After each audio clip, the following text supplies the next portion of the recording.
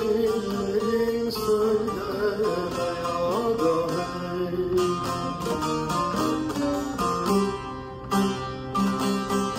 Garip bülbül gibi ahı zar etme hey, zar etme hey, zar etme hey, zar etme hey. Garip